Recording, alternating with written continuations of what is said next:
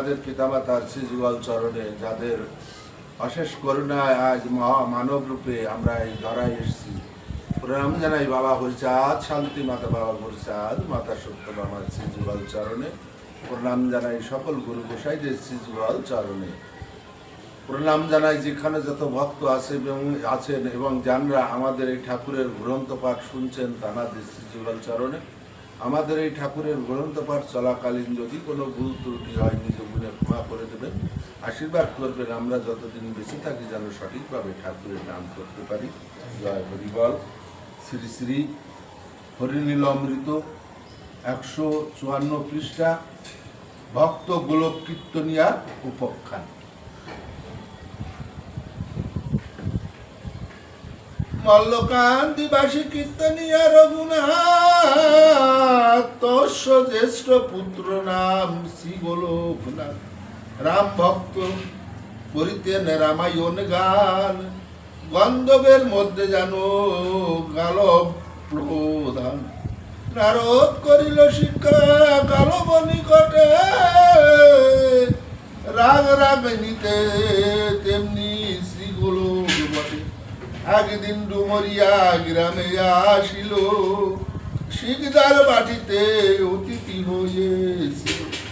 সূর্য নারায়ণ শিকদার ডুমরিয়া, গোলকে রাখিল অতি যত্ন করিয়া। নিশিবরে সুক্তারা প্রভাতি গগনে, ব্রাহ্মণ মুহূর্ত কালে জেগে দুইজন। করিছেন হরিনাম দুই মহাশয়, গোলকে গোলক কইছে বড় ভালো সবাই। বৈশাখী দ্বাদশী দিন ভাইয়ের বসন্ত, শোনাও বসন্ত গান বাসনায় একান্ত। সূর্য গায়ে বসন্ত অন্তরা গায়ে যাবে, গোলক রাগিনী ধরে মধুর সুর হবে। কোথা হতে আসিল কোকিলাকে যাক, ঘরের চালে পড়ি যায় ডাক। কীর্তনিয়া মহাশয় তার ধরে টান ধরে যাবে, সঙ্গে সঙ্গে টান দেয় বিকুল সব।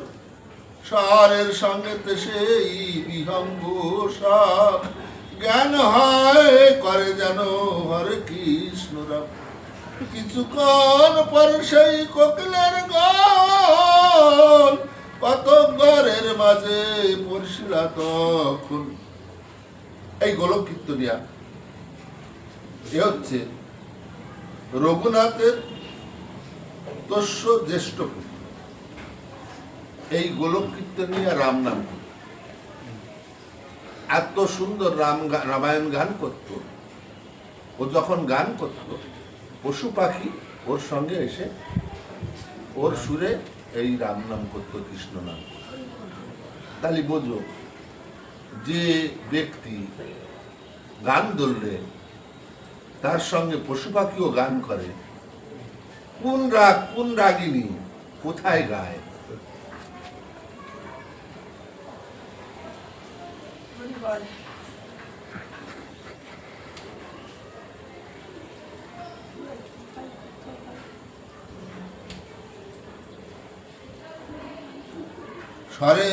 স্বরের সঙ্গে তো সেই বিহঙ্গম সব, জ্ঞান হয় করে যেন হরে কৃষ্ণ। কিছুক্ষণ পর সেই কোকিলের গান, কত ঘরের মাঝে পড়ছিলা তো। কত বিছানা পরে কত ধরায়, স্বরে স্বর মিশাইয়া অশ্রুধার। আবার এখন এই মানে গোলক কীর্তনিয়ার গানের স্বরে, ওর গানের সুরে তালে পশু পাখির চক্ষু দিয়ে জল ঝরে।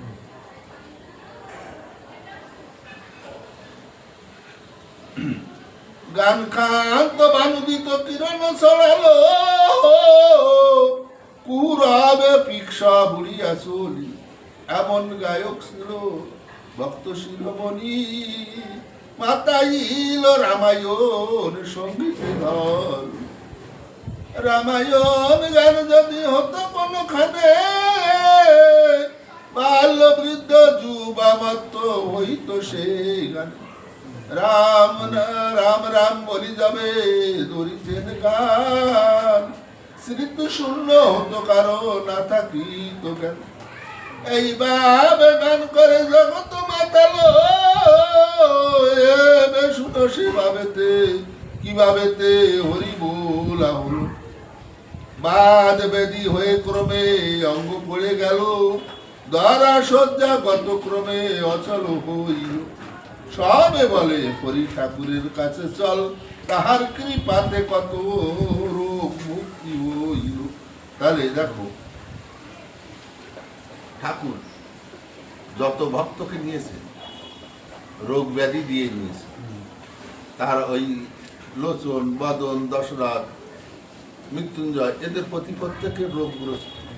আর দেখো এই গলক কীর্তনিয়া সে একজন রাম নাম করে ওই ভক্ত, এখন তাকে টানার জন্য তার ওই রোগ দিল। এই যে ঠাকুর যে রোগ দিয়েছে এ কোনো উজা কবিরাজ ডাক্তার ও সারাই করতে পারবে না, যত সময় না ঠাকুরের সন্ধিদানে যাবে। ঠাকুরের সন্ধিদানে যখনই যাবে তখন ঠাকুরের আশীর্বাদে রোগ মুক্ত হবে। আর যখনই রোগ মুক্ত হবে সে দেখবে যে আমি তো কোথাও ঘুরে কোথাও কিছু সুরস্থা পেলাম না, তাই এই ঠাকুর যখন আমাকে ভালো করেছে তাহলে এই ঠাকুর এই আমার ভগবান, তখন থেকে সে ঠাকুরের স্বর্ণপন্ন হয়ে গেছে আর অন্য কোনো দিকে যায়। দেখেছো কায়দা। জয় হরি বল।